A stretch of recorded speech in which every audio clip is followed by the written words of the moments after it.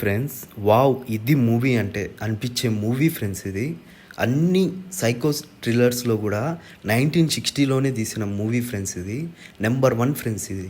Psycho మూవీస్‌లన్నిటిని తిరగరాసిన movie ఇది. ఎంత బావుంటదంటే friends first నుంచి లాస్ట్ వరకు. ఒక సైకో గాడు ఒక పెద్ద హోటల్ పెట్టుకొని ఉంటాడు.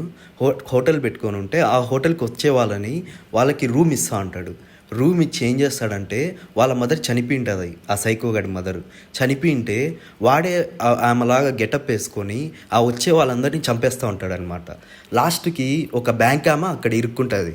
ఆమె ఇరుక్కుంటే ఆమె కూడా చనిపోతుంది. వాళ్ళ సిస్టర్ వెళ్తుంది ఆ మిస్టరీని కనుక్కోవడానికి వెళ్తుంది అనమాట.